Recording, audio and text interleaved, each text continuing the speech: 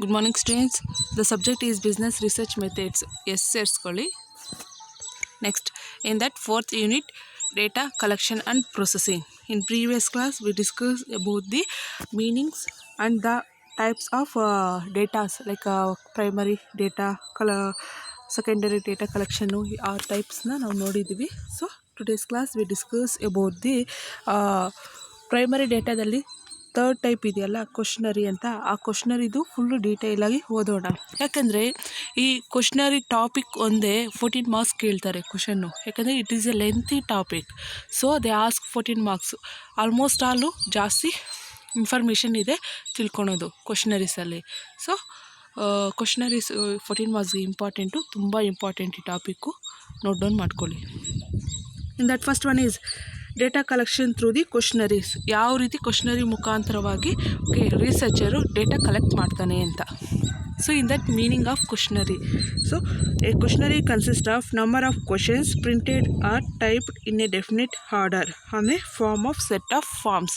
So here some questionnaires, researcher ಏನು questions ಕೇಳಬೇಕಾಗಿತ್ತೋ ಆಡಿಯನ್ಸ್ಗೆ ಆರ್ ಟಾರ್ಗೆಟೆಡ್ ಪಾಪ್ಯುಲೇಷನ್ಗೆ, ಸೊ ಆ ಕ್ವಶನ್ಸ್ ಅನ್ನೋದು ಟೈಪ್ ಮಾಡ್ತಾನೆ. ಇಲ್ಲ ಅಂತಂದರೆ he will write down in printed ಫಾರ್ಮಲ್ಲಿ ಬರೆದು ಕೊಡ್ತಾನೆ, ಅವ್ರಿಗೆ ರೆಸ್ಪಾಂಡೆನ್ಸ್ಗೆ ಕೊಡ್ತಾನೆ. It is known as a questionnaire.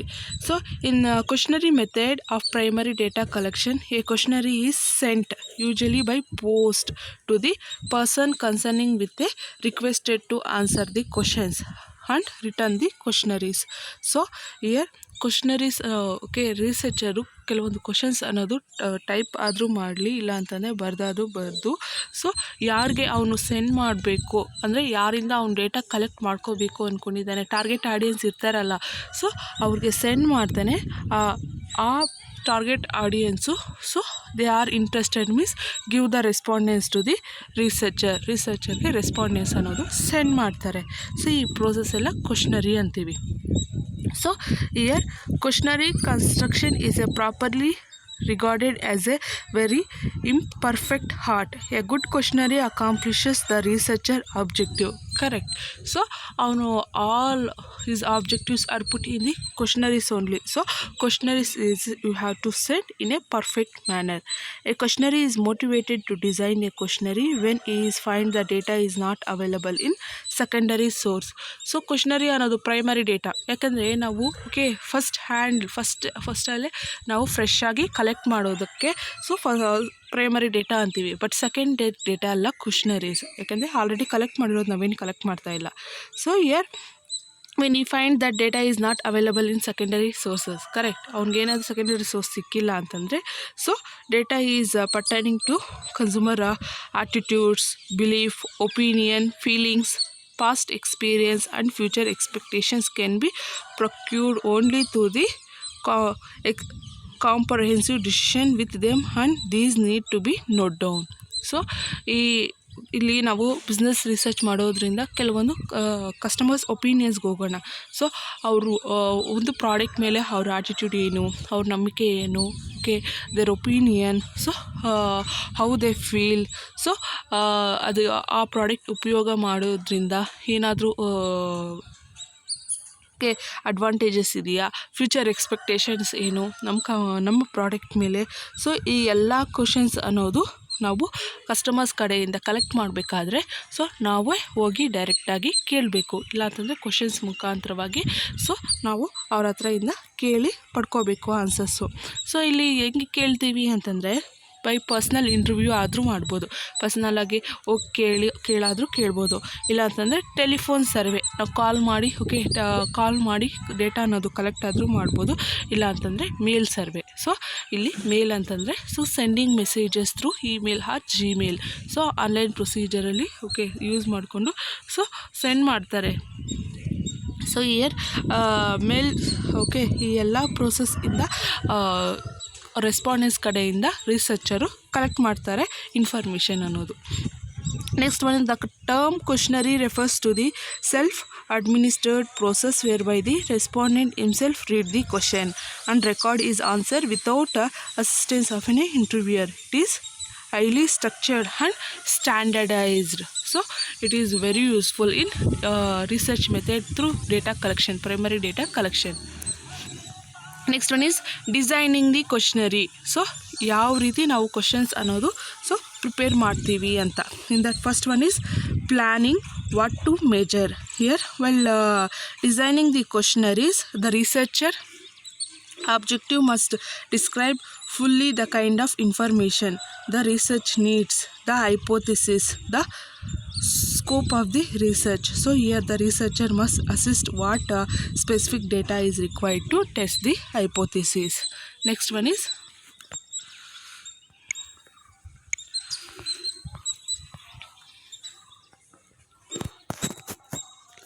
formulating the questionnaire. After specifying the required data, the researcher must decide on the type of questions to be asked. ಯಾವ questions ನಾವು ಕೇಳಬೇಕು, whether the questionnaire is generally classified into ಯಾವ different types of questionnaires ಇದೆ, like direct questionnaires, indirect questionnaires, open ended questionnaires, so close ended questions. So ಈ ಯಾವ type of ಕ್ವಶ್ನರೀಸು ನಾವು ರೆಸ್ಪಾಂಡೆನ್ಸ್ ಕಡೆಯಿಂದ collect ಮಾಡಬೇಕು ಅಂತೇಳ್ಬಿಟ್ಟು ಈ have to prepare the format.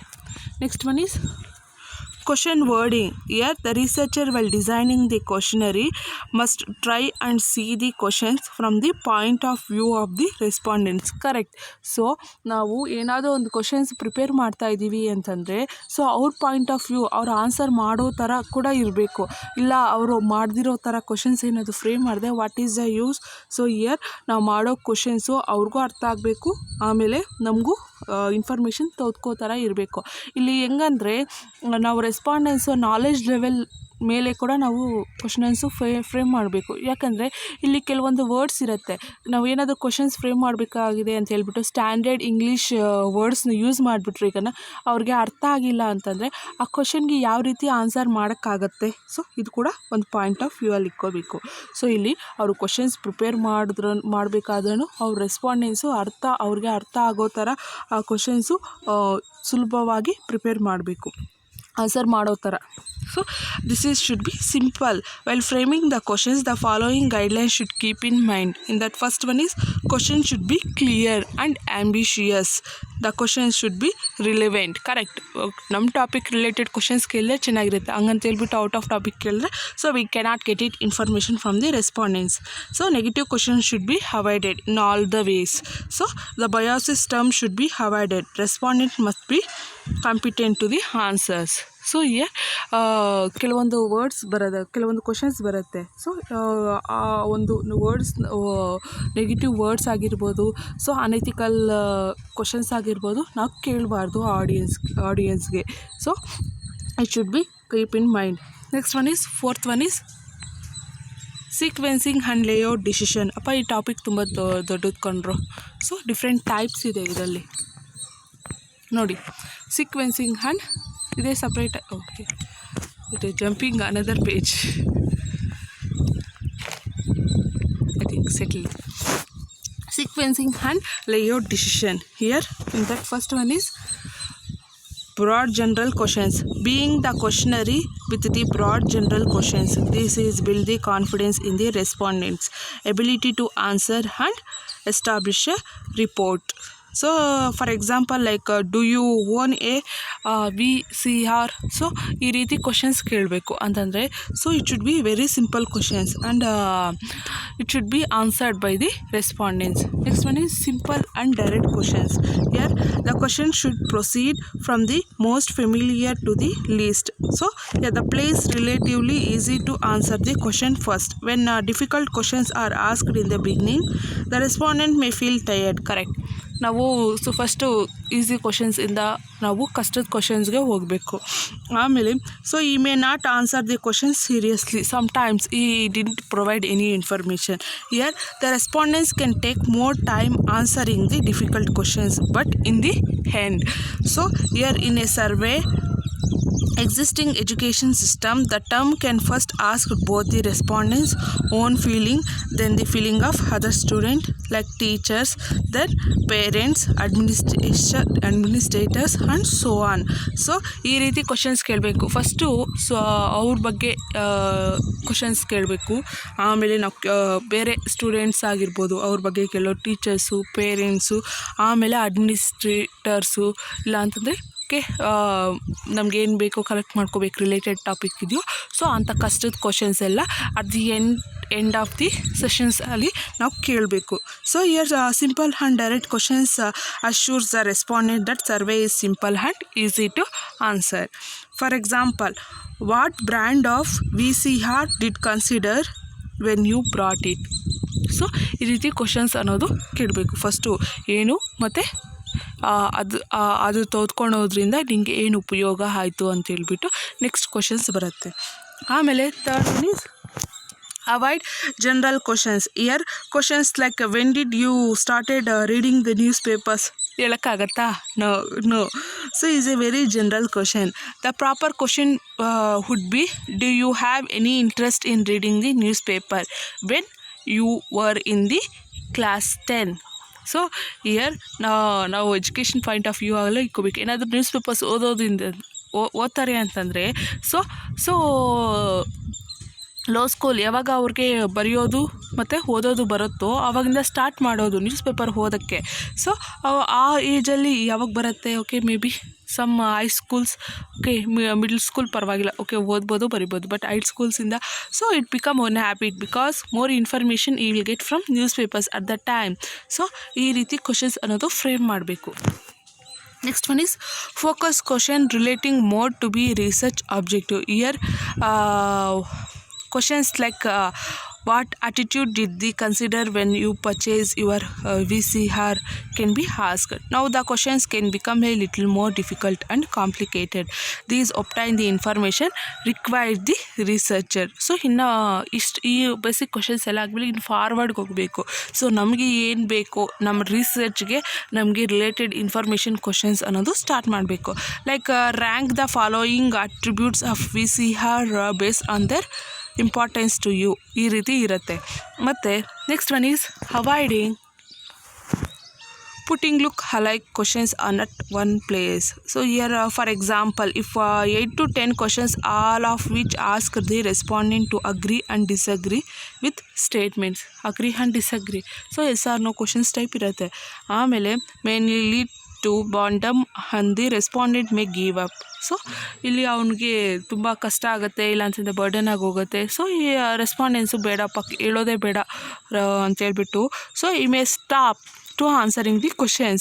So at that time putting questions in a difficult format will be minimize the loss of the interest. Alternatively, the question should be grouped in such a way that they can describe the format. So specific format ಅನ್ನೋದು ಕೂಡ ಇದೆ ಕ್ವಶ್ನರೀಸಲ್ಲಿ. ನಾನು explain ಮಾಡ್ತೀನಿ previous ಕ್ಲಾಸಲ್ಲಿ. ಆ format ಮುಖಾಂತರವಾಗಿ ನಾವು explain ಮಾಡಬೇಕು. The next question will ask you to agree and disagree with 10 different statements. Okay, ಇದನ್ನೇನಂತೀವಿ ಅಂತಂದರೆ ಸೊ ಪ್ರೊವೈಡಿಂಗ್ ಟ್ರಾನ್ಸಿಷನ್ ಅಂತೀವಿ. ಸೊ ಈ ರೀತಿ ಕ್ವಶನ್ಸ್ ಅನ್ನೋದು ಫ್ರೇಮ್ ಮಾಡಬೇಕು in to avoid the look alike in that one place. Next one is last question can be sensitive or a personal questions like questions pertaining to attributes towards political corruption etc. should be placed in the middle so that the respondent will willing to pay attention and is not too fabulous to answer properly. The questions particular to education like marital status, residence, background etc. can be asked at the end. They can be answered easily as this is a great classification and demographic information about the respondents. So ಈ questions ಅನ್ನೋದು okay education, marital status, residence ಇದೆಲ್ಲ ಏನಕ್ಕೆ residence status, background, so ಇದೆಲ್ಲ ಏನಕ್ಕೆ ಅಂತ ಅನ್ಕೋಬೋದು. So it is important. So ನಮ್ಮ questions ಯಾವ ರೀತಿ ಡಿವೈಡ್ ಆಗಿರುತ್ತೆ ಅಂದರೆ ಏಜ್ ಲಿಮಿಟೆಡ್ ಆಗಿ ಡಿವೈಡ್ ಆಗಿರುತ್ತೆ. So different generations how they think, ನಾವು ಏಜ್ ಏನಕ್ಕಾಗಲ್ಲ, different generations how they think, so how they be in the society. So ಈ ರೀತಿ ಇರುತ್ತೆ. ಸೊ ಆ ಬೇಸಿಸ್ ಮೇಲೆ ನಾವು ಕ್ವಶನ್ಸ್ ಅನ್ನೋದು ಡಿವೈಡ್ ಮಾಡ್ಕೋಬೇಕು. ಫಾರ್ ಎಕ್ಸಾಂಪಲ್ ಯಾವ ರೀತಿ ಇರುತ್ತೆ, last question can be sensitive or a personal ಕ್ವಶನ್ಗೆ ಅಂತಂದರೆ, so what is the highest level of education you have attained. So ನೀನು ಎಲ್ಲರಿಗೂ ಓದಿದೀಯಾ, ಓಕೆ, ಎಷ್ಟು ಎಲ್ಲರಿಗೂ ಓದಿದೆಯಾ ಅನ್ನೋ ಕ್ವಶನ್ಗೆ ನಾವು ಆನ್ಸರ್ ಮಾಡ್ಬೋದು. Next one is put questions in a logical order. Questions of recall should also be organized according to their natural sequence. Like the questions have to put in a logical order so that it may not appear that the respondent has to switch over suddenly from abstract to the direct questions or from one topic to another. So for example, like asking questions on one family followed by burdening problem in the country to the respondent career aspiration is not a logical order of question. So always start with general board question, so or an open-ended questions which can be follow the more specific question. So physical layout, quality of paper, appearance, etc. affect the success of the questionnaires. So while preparing the questionnaires, you have to be see all this process. This will include the sequencing and layout decision. These are all the points will be included. So ಈ ರೀತಿ ಒಂದರಿಂದ ಇನ್ನೊಂದು ಕ್ವಶನ್ಗೆ ಸಿಂಪಲಿಂದ ಈಸಿಗೆ ನಾವು frame ಮಾಡಬೇಕು questions. Next fifth type is protecting and correcting problem. So type ಅಲ್ಲ ಇದು, how to design the questionnaires. So ಯಾವ ರೀತಿ ಕ್ವಶನ್ಸ್ ಅನ್ನೋದು ಡಿಸೈನ್ ಮಾಡಬೇಕು, ಅದರಲ್ಲಿ fifth type protecting and correcting the problem. So in this step designer should read through the whole questionnaire to check whether it makes sense and it measure what it's supposed to be measured. So here he will check any errors, administer the question to a small selected subsample of population which researcher is interested in. The number of factors may be appear at the stage such as. So here so ಅವನು collect ಮಾಡಿರೋ questionnaires, so different questionnaires ಕೇಳಿರ್ತಾನಲ್ಲ fourth ಸ್ಟೆಪ್ಪಲ್ಲೇ sequencing and layout ಡಿಸಿಷನ್ಸಲ್ಲೇ. So ಆ different questions previous ಸ್ಟೆಪ್ಸಲ್ಲಿ ಕೂಡ ಯಾವ ರೀತಿ ಕ್ವಶನರೀಸ್ ಅನ್ನೋದು ಫ್ರೇಮ್ ಮಾಡಿ ಕೇಳಿರ್ತಾನೋ, ಸೊ ಇಲ್ಲಿ ಏನಿದ್ರೂ ಸೊ ಅವ್ನು ಚೆಕ್ ಮಾಡ್ಕೋಬೇಕು. ಸೊ ಕ್ವಶನರೀಸ್ ಫ್ರೇಮ್ ಮಾಡಿರ್ತಾನಲ್ಲ ಆ ಕ್ವಶನರೀಸ್ನ ಚೆಕ್ ಮಾಡ್ಕೋಬೇಕು, ಏನಾದರೂ ತಪ್ಪಿದೆಯಾ ಇಲ್ಲ ಅಂತಂದರೆ ಸೊ ಇನ್ನೂ ಏನಾದರೂ ಆ್ಯಡ್ ಮಾಡಬೇಕಾ ಅಂತೇಳ್ಬಿಟ್ಟು. ಸೊ ಅದರಲ್ಲಿ ಏನು ಇನ್ಕ್ಲೂಡ್ ಮಾಡ್ಕೊತಾನೆ ಅಂತಂದರೆ whether the subject need additional information regarding the questionnaires. So ಮತ್ತೆ ಚೆಕ್ ಮಾಡ್ಕೊತಾನೆ, ನಾನು ಫ್ರೇಮ್ ಮಾಡಿರೋ ಕ್ವಶನರಿ ಫಾರ್ಮೇಟಲ್ಲಿ ಸೊ ಇನ್ನೂ ಏನಾದರೂ ಆ್ಯಡ್ ಮಾಡಬೇಕಾ, ಸೊ ಇನ್ನೂ ಏನಾದರೂ ಬಿಟ್ಟಿದ್ದರೆ ಸೊ ಇನ್ನೂ ಏನಾದರೂ ಕ್ವಶನರೀಸ್ ಆ್ಯಡ್ ಮಾಡಬೇಕಾ ಅಂತೇಳ್ಬಿಟ್ಟು ನೋಡ್ತಾನೆ. ಆಮೇಲೆ time consume during the entire questionnaires. So ಈಗ ಒಂದು ಪಾಯಿಂಟು ಅವ್ನು ಕನ್ಸಿಡರ್ ಮಾಡ್ಕೋಬೇಕು. ಅವನು 100-200 ಕೇಳಿಬಿಟ್ರೆ ಓಕೆ ರೆಸ್ಪಾಂಡೆನ್ಸ್ಗೂ ಅಷ್ಟು ಕ್ವಶನ್ಸ್ವರೆಗೂ ಆನ್ಸರ್ ಮಾಡೋಕ್ಕೆ ರೆಡಿ ಇರ್ತಾರಾ, ಇಲ್ಲ ಅಂತಂದರೆ ಮ್ಯಾಕ್ಸಿಮಮ್ ಕ್ವಶನ್ಸ್ ಅನ್ನೋದು ಫ್ರೇಮ್ ಮಾಡಬೇಕು, ಫಿಕ್ಸ್ ಮಾಡ್ಕೋಬೇಕು. ಆ ಕ್ವಶನ್ಸ್ ಒಳಗಡೆ ರೆಸ್ಪಾಂಡೆಂಟ್ಸ್ ಕಡೆಯಿಂದ ಇನ್ಫಾರ್ಮೇಷನ್ನ ಕಲೆಕ್ಟ್ ಮಾಡ್ಕೋಬೇಕು.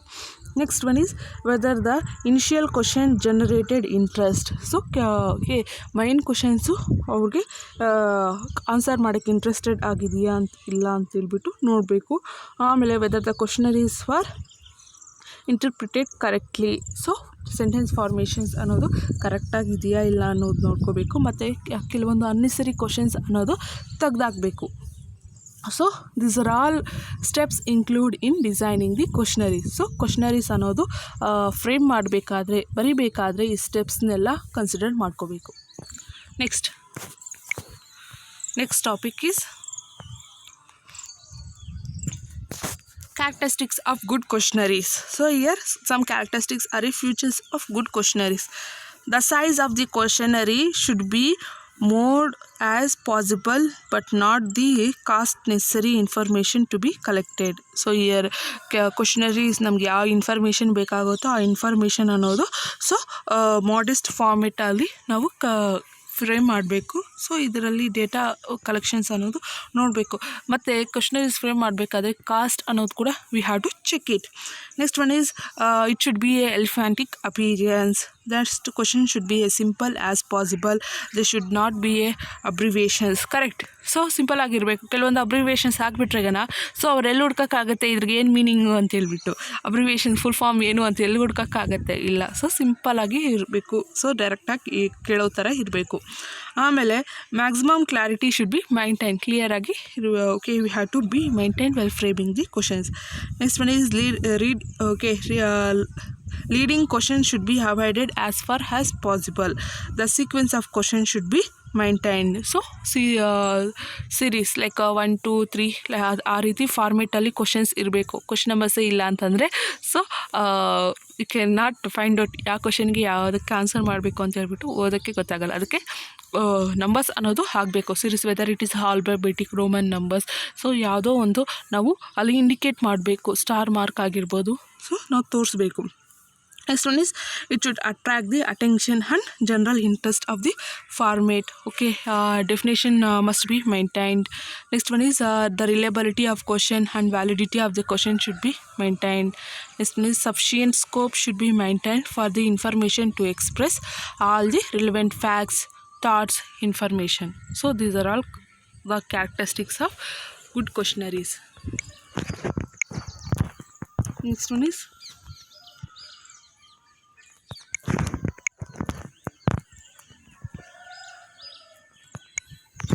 I don't think so.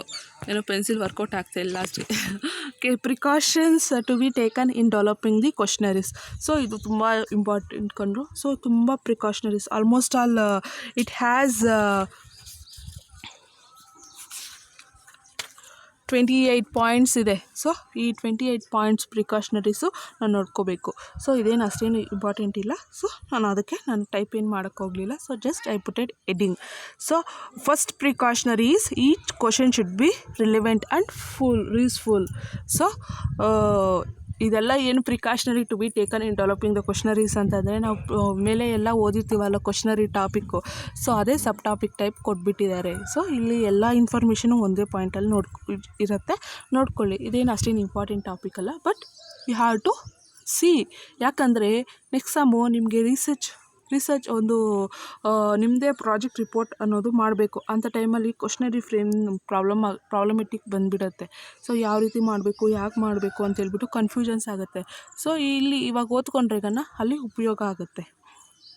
So first one ಬಂದುಬಿಟ್ಟು ಸೊ ನಾವು ಕೇಳೋ ಕ್ವಶನ್ಸು ಯೂಸ್ಫುಲ್ ಆಗಿರಬೇಕು ಬೋತ್ ದ ಪಾರ್ಟೀಸ್. ಮತ್ತು each question and statement should be return clearly and consciously as possible. So clear ಆಗಿರಬೇಕು. ಅಬ್ರಿವೇಷನ್ಸ್ ಅಂಥವೆಲ್ಲ ಯೂಸ್ ಮಾಡಬಾರ್ದು. ಮತ್ತು qualitative terms that may be interpreted in different ways. Like ಹೆಂಗಿರಬೇಕು ಈ questions ಅಂತಂದರೆ so whether it is good bad. So should be avoided. So here qualitative terms ಅಂತಂದರೆ ಡೈರೆಕ್ಟಾಗಿ ಬಂದುಬಿಡುತ್ತೆ. ಸೊ ಅಂಥ ಕ್ವಶನ್ಸ್ ಎಲ್ಲ ನಾವು ಆಗೋಷ್ಟು ನಾವು ಓದ್ಕೋಬೇಕು. ಆಮೇಲೆ choose the offer and they should be A simple and easy making. Questionnaire should be asked in the way that the respondent will not find them offensive or objective. Correct ಅವ್ರಿಗೆ ಕೋಪ ತರಿಸೋ questions ಅನ್ನೋದು ನಾವು ಕೇಳಬಾರ್ದು. ಆಮೇಲೆ negative questions ಅನ್ನೋದು ಕೂಡ avoid ಮಾಡಬೇಕು. ಮತ್ತು the item should be priced required depth of the respondents. Next one is enough items should be included to cover all the important area of inquiry. Grammar and spelling should be correct.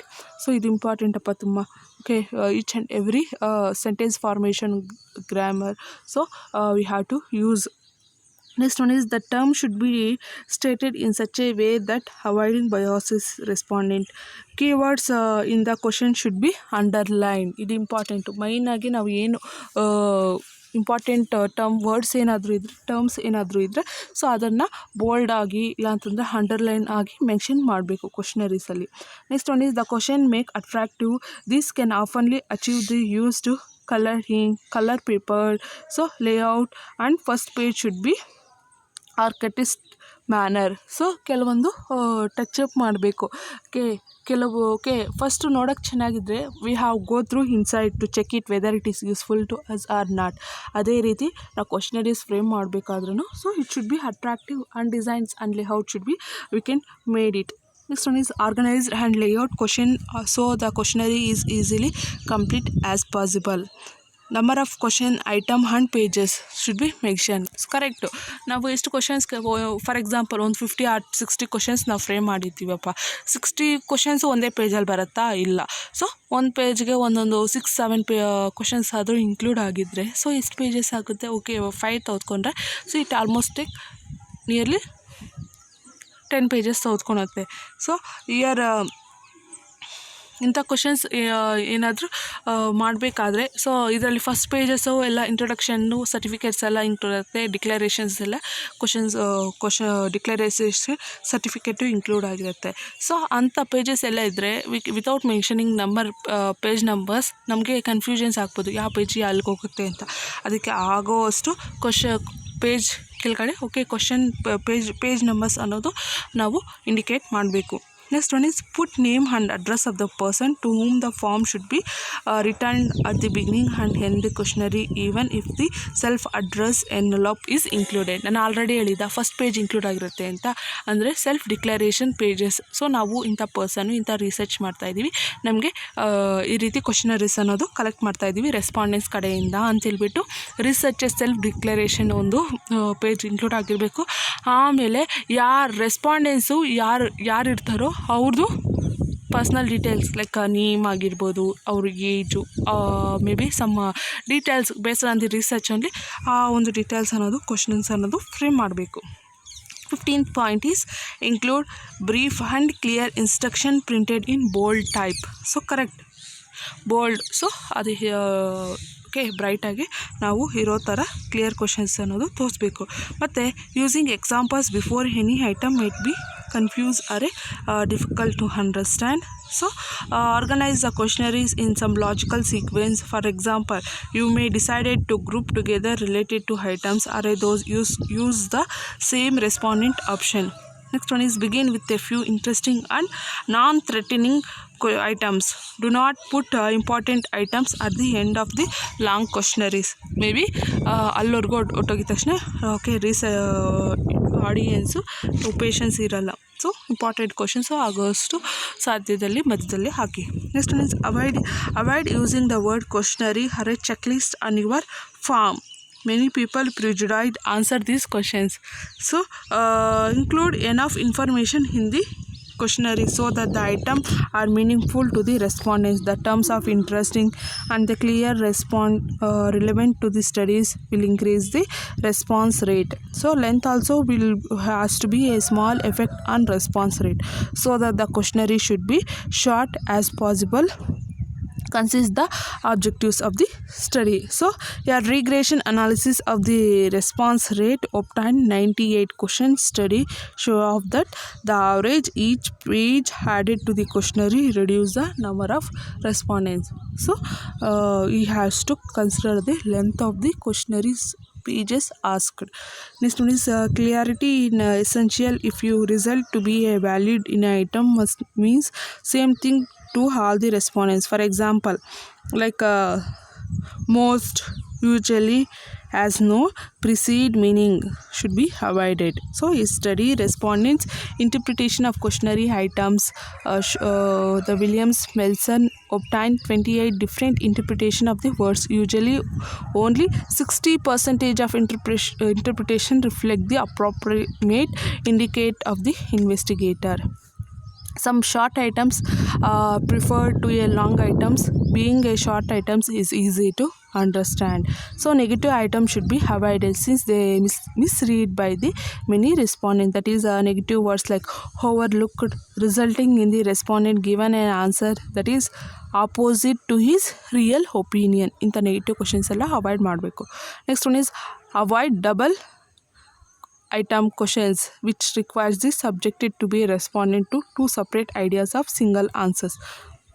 ಒಂದು ಕ್ವಶನ್ಗೆ ಎರಡೆರಡು ಥರ answers ಅನ್ನೋದು ಬರ್ತಾ ಇರುತ್ತೆ. ಆ questions ಅನ್ನೋದು ನಾವು ಆಲ್ಮೋಸ್ಟ್ ಆಲ್ ಅವಾಯ್ಡ್ ಮಾಡಬೇಕು. Don't use the technical terms like big words that some respondents may not understand. When a general and related specific questions are to be together, it preferred to ask the general question first and the specific question asked the Okay, first it term to be a narrow focus to the following general question to change the respondent to the general question.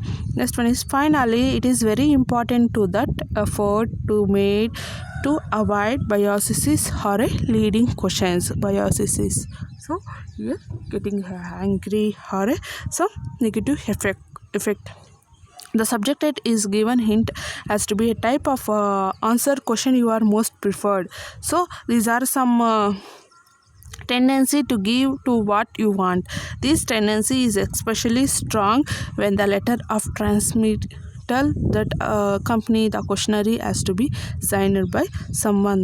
This the subject is easy to please. So ಈ ರೀತಿ ಇರಬೇಕು ಕ್ವಶನರೀಸು. So ಇದೆಲ್ಲ ನಾವು ಯಾವ ರೀತಿ ಮಾಡಬೇಕು ಕ್ವಶನರೀಸು. So ಯಾವುದನ್ನು ತೆಗ್ದಾಕಬೇಕು ಅನ್ನೋದನ್ನು ನಾವು ಪಾಯಿಂಟ್ ಆಫ್ ವ್ಯೂ ಅಲ್ಲಿ ಇಟ್ಕೋಬೇಕು. So thank you everyone for watching the video.